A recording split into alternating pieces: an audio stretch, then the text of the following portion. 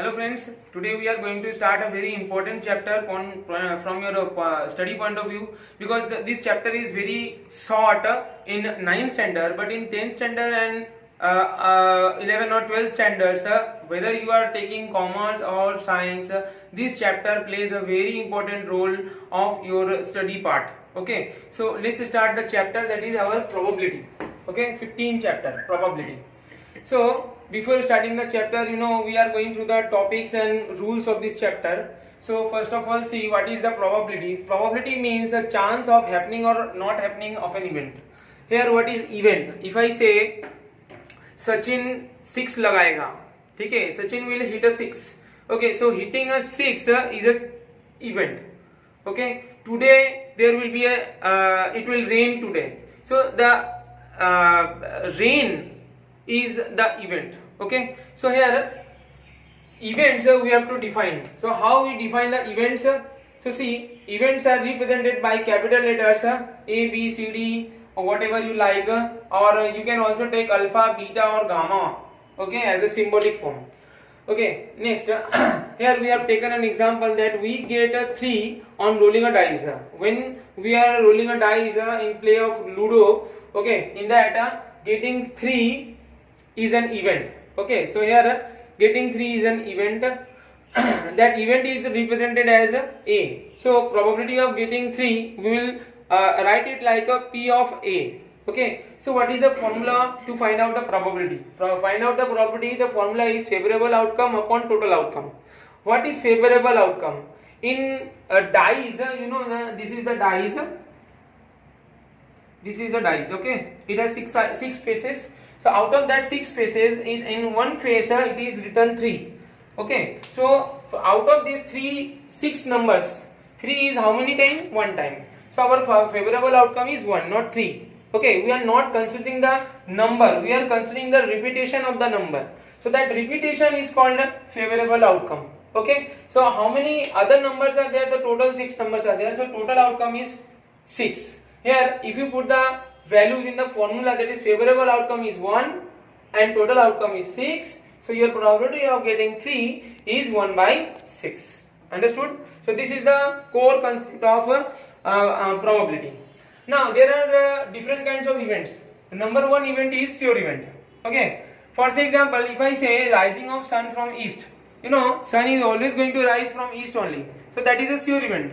Okay. So after 24 hours, okay, the sun is rising from east only. So that is a sure event. So the probability of sure event is 1.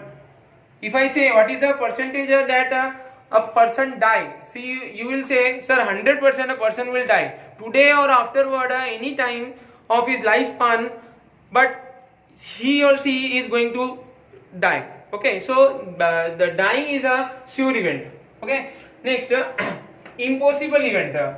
That means a event that is not going to happen anymore or any time, like rising of sun from west.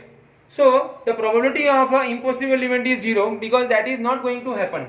Okay, so you know here the answer for probability always lies between let's say an event E. Okay, so answer for probability is always lies between greater than or equal to 0, less than or equal to 1. So this is the range that your answer will vary. Okay, so your answer of this chapter always comes between 0 and 1. Okay, next, what is total probability? Total probability of all the events is 1. That we are going to see in the example. Now if you denote an event with E, then E bar is a not happening of that event. What does that mean? E means an event that is going to happen, and E bar means that is an event that not going to be happen. Let's take an example. Getting 3 when roll a dice. When we are rolling a dice, what is the probability? So this is the same sum that we have seen earlier. So your probability is 1 by 6. Now if I say not getting 3 when the rolling a dice, that means favorable outcome can be 1, 2, other than 3, 4, 5, 6. Okay, that means total 5 numbers are there, so our favorable outcome will become 5. So the probability of not getting 3 is 5 by 6. Okay, so here one more condition we have found out that probability and inverse of probability, if you add them, so we will have 1. So this is the condition that we are proving here. Now probability of E is 1 by 6 and probability of E bar is 5 by 6. By adding them we have taken the LCM, that is 6, and add them 1 and 5, we are having 6. So 6 by 6 is 1. So this is the proof. Hello friends, we have already seen the main points of our 15th chapter. Let's start our one and only exercise, that is 15.1. First question of 15.1 is in a cricket match, a batsman hits a boundary 6 times out of 30 balls she played. Find the probability that she did not hit the boundary. Now friend, here you have to pay attention.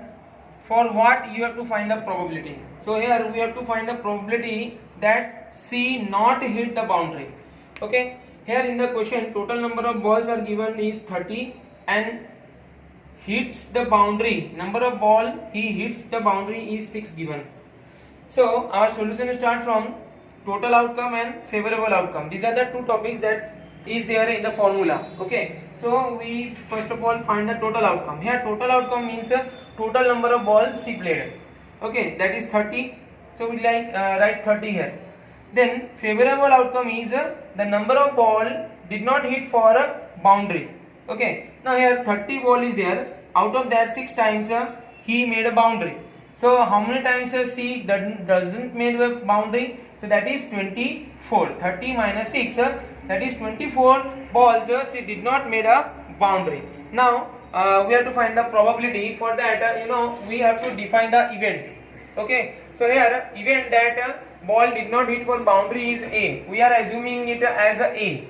So probability of A equal to favorable outcome upon total outcome.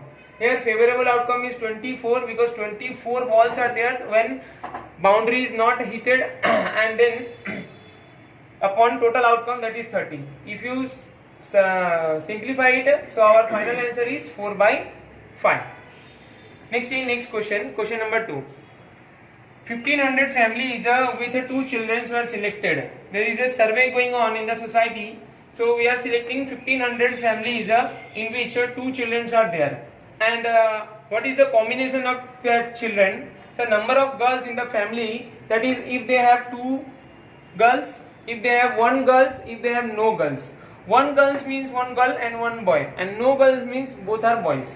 And such families are having 2 girls, number of families are 475. Having 1 girl, number of families are 814, and no girls is 211. Okay, now what we have to find out? We have to find out the probability that the family having 2 girls, 1 girl and no girls.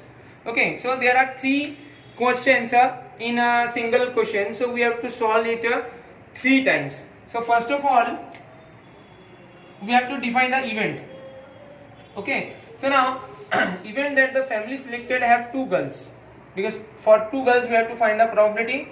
So that is we are assuming as A. So probability of A equal to favorable outcome upon total outcome. Here favorable outcome means a family having 2 girls, that is 475. So we write 475 as a favorable outcome, and total outcome means total number of families that we are going to observe. So that is 1500.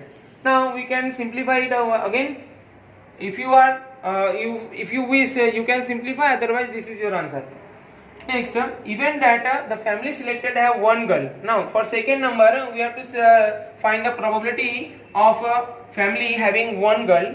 So here also we take it as a B. So probability of B is favorable outcome upon total outcome. Here for B means number of families having 1 girl is 814. So we take favorable outcome 814 and total outcome as it is.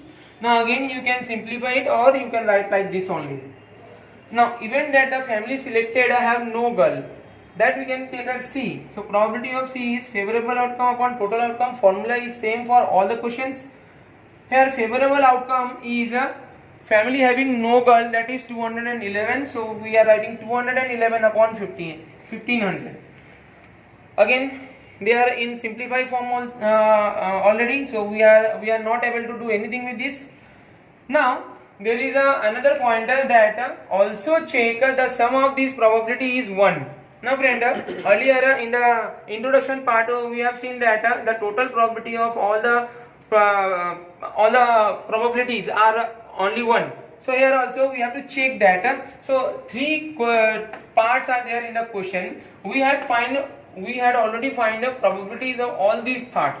Okay, so now we will add this one and this one. Okay, so I am writing it a total probability that is probability of A, probability of B and probability of C. These are the events and their probabilities are as under. Okay, now we can take 1500 as a LCM, and by adding all these 3 numbers we will have 1500 only. So 1500 divided by 1500, that is 1, proved. Hello friends, let's start our next question. Question number 4. See, 3 coins are tossed 200 times. So here by reading the first line we can find out the total outcome, that is 200 times. Now outcomes are, that is, if you are tossing a coin, so you can get a head. Again on second trial you will also have a head, and on third trial you will also have a head. Or you can have first head, second head and third tail. Otherwise you can have head 1 time and tail 2 times, or you can have tail all the 3 times. These are the possibilities that you can get while tossing 3 coins together. Okay, so from this part, as per this condition, we can say that 3 heads are there, 2 heads are there, 1 heads are there, or no heads are there. 3 head, 2 head, 1 head and no head. Okay. Here we have to compute probabilities for 2 heads only. Means our event is 2 head, having 2 heads. Okay. So we are starting from that only. So event that 2 heads coming up is A. So we are defining our event as A.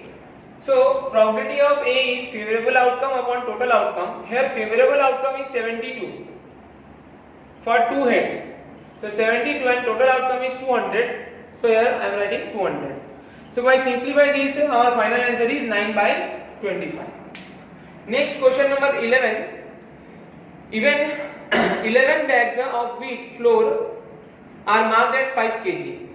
Actually contain the following weights of the flour in kg, and their weights are given like this: 4.97, 5.05, 5.08, 5.03, 5.00, 5.07 and so on up to this one.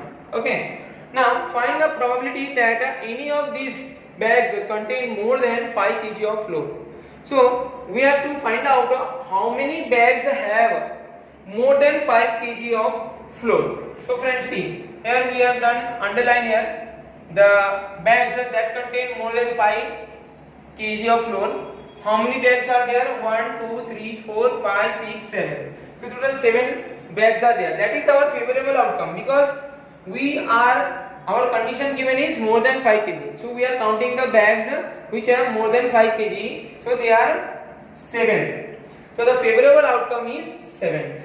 Now total outcome is 11 here. Now even that bags contain more than 5 kg flour. Okay. So that we are selecting as A. So probability of A is favorable outcome and total outcome. You know, formula is same for all the questions. Here favorable outcome is 7 and total outcome is 11. So that is our answer.